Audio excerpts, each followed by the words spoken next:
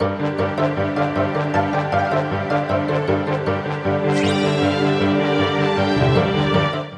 what's going on guys? It's Cynical and welcome back to another episode of Sea Salt Snippets. Today for you guys we have some saucy topics to talk about, so without further ado, let's just dive straight into it. First up for today, we have a follow-up towards the whole Kingdom Hearts 3 Amazon fiasco that ended up going down a couple of days ago. Regarding what the Kingdom Hearts fan community is calling the Amazon Games fiasco. Greg Miller, who is one of the hosts during the Cyber Monday and Black Friday streams, has given his response to the entire situation, and due to this response it kind of gives us more of a clear reason as to exactly what sort of ended up happening with Amazon and the supposed new trailer that they were meant to show off. So within a recent Kinda Funny Games daily episodes that Greg Miller did, it was actually answering different questions, and one of the questions that ended up popping up was, what was your perspective towards the whole Kingdom Hearts 3 Amazon fiasco that ended up going down, you know, over the course of Black Friday as well as Cyber Monday? And his response is very interesting. So essentially what he said was,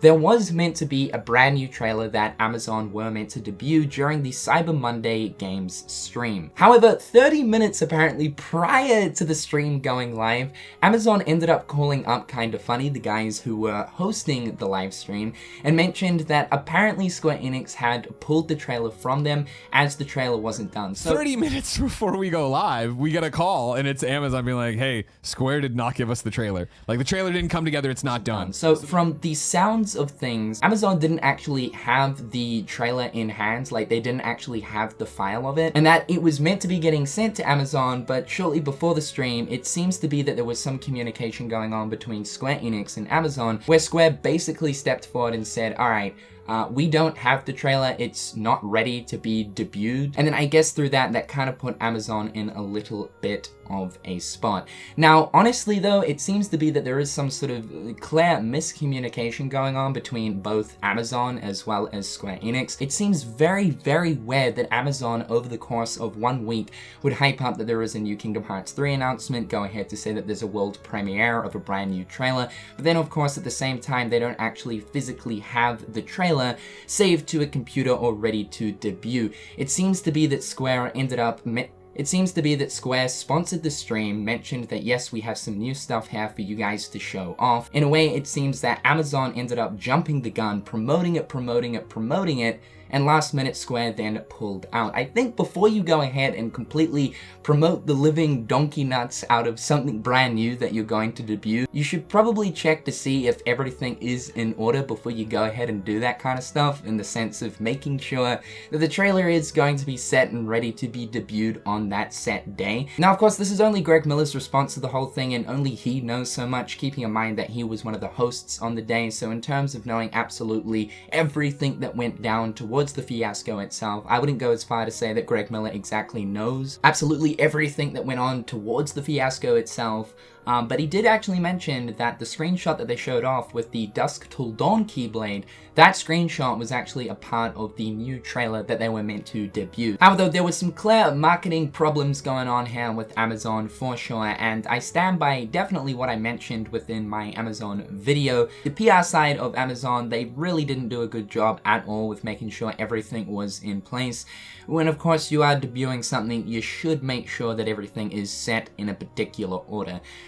You know, with mentioning the whole Square stuff, I don't want to say, you know, go ahead and like flame Square for this, with them supposedly pulling out 30 minutes prior. And on top of that too, because Amazon did get in contact with Kinda Funny 30 minutes prior to the stream to say, hey guys, we don't actually have the trailer, at the same time they could have let the guys know, mention that something happened and that we don't actually have the trailer, and not just let the trailer roll, show us something that we've already seen, and then just let us all sit there in utter disappointment. Yeah, the clarification and reasoning side of things was not good on Amazon's behalf, especially with the really subtle and vague cryptic tweet that they ended up putting out before the stream started. No one could understand at all what exactly it meant. I don't know if we'll ever actually find out the true story of what happened though, because honestly some parts of Greg Miller's response seems a little bit hesitant in like what he's actually saying, even with the way he's sort of explaining it. In some parts it doesn't seem like what he's saying could actually have happened.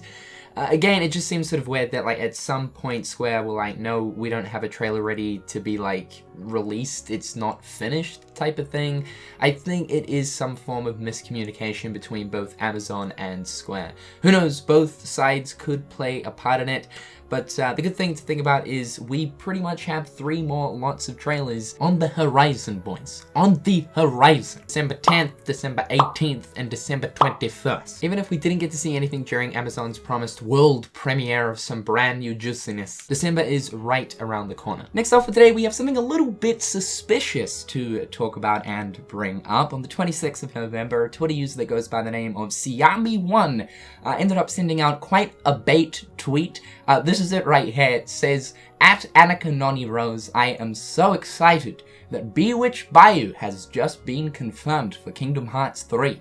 I can't wait to once more see these beautiful characters come back to life on screen." Now, in case you guys don't know, no, the Princess and the Frog has not been confirmed to be a world in Kingdom Hearts 3. It's like I said, this is just purely a bait tweet, especially with, of course, atting Anika Noni Rose, in which, in case you guys don't know, Anika Noni Rose is the official voice actor for that of Tiana in The Princess and the Frog. So Anika Noni Rose actually liked this tweet, which, yeah, a little bit sus, a little bit suspicious. Now, I wouldn't go as far to say that this is just a straight out confirmation that Princess and the Frog is gonna be in the game, but it's a super cool idea, mainly because we have actually been talking about this recently, as I think New Orleans, as well as the Bayou, which is the swamp area of the movie, would be an absolutely awesome environment space for KH3.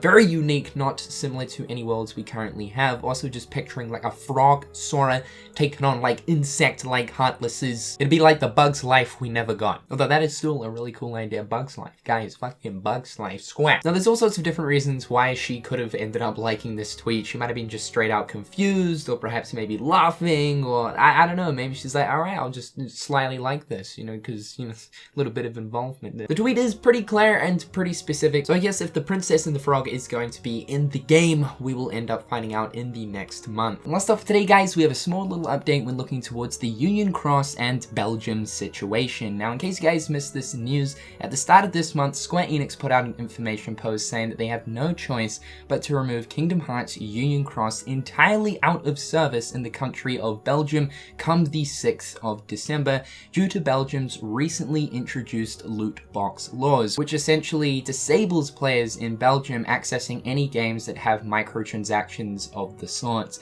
Belgium have been cracking down on games over this year, removing them from service in their country, and Union Cross is next on the list. Now, originally Union Cross was meant to be getting removed come December 6th, but Square Enix have actually managed to push this until January 10th, 2019. So a little bit of good news for Belgian players. It means that you guys get some extra time to finish up the things that you needed to do. However, though, the reason why Square Enix decided to push this over a month was due to a lot of Belgian players complaining about the Starlight Keyblade not being able to obtain the code come the time that it was originally meant to be taken out of service in the country, and to just allow players a little bit more extra time to finish up the things they need to get finished in Classic Kingdom in order to obtain the Starlight for Kingdom Hearts 3. And so this is pretty much what Square Enix said on the whole situation. The end of service for Kingdom Hearts Union Cross in the Belgium Google Play and iOS App Store has been revised and will not occur until January 10th, 2019.